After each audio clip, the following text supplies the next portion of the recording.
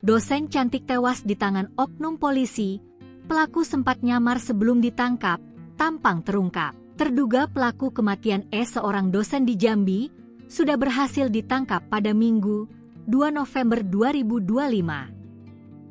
Pelaku inisial W tersebut kabarnya adalah seorang oknum polisi yang punya hubungan asmara dengan korban. Jasad korban ditemukan di rumahnya kawasan Muara Bungo pada Sabtu, 1 November 2025. Tubuh wanita yang kabarnya punya profesi sebagai Ketua Program Studi S1 Keperawatan Institut Agama dan Kesehatan Muara Bungo itu tertutup selimut di atas tempat tidurnya. Sebelum ditemukan telah tiada, sempat menghilang dari orang-orang terdekatnya. Sejumlah rekan yang khawatir akhirnya mendatangi kediamannya. Namun, karena tak kunjung dapat jawaban, teman terpaksa mendobrak pintu hingga akhirnya ditemukan telah tiada.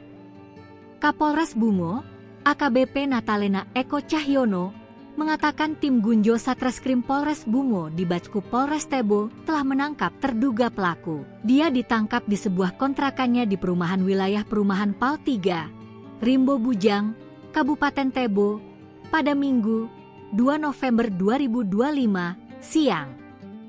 Pendalaman dilakukan karena selain korban yang tewas dibunuh, barang-barangnya juga pelaku, seperti ponsel, mobil, dompet dan sepeda motor. Sementara informasi yang dihimpun Tribun Jambi di Panganan, pelaku yang ditangkap merupakan oknum polisi berinisial W, 22. Dia ditangkap tanpa perlawanan, kemudian dibawa ke Mapolres Bungo. Informasi lain menyebutkan, pembunuhan itu diduga karena motif asmara. Adapun W bertugas di Polres Tebo mengakui telah membunuh korban. Kapolres menegaskan bahwa proses hukum terhadap pelaku akan dilakukan secara profesional dan transparan, tanpa perlakuan khusus meskipun pelaku adalah anggota kepolisian.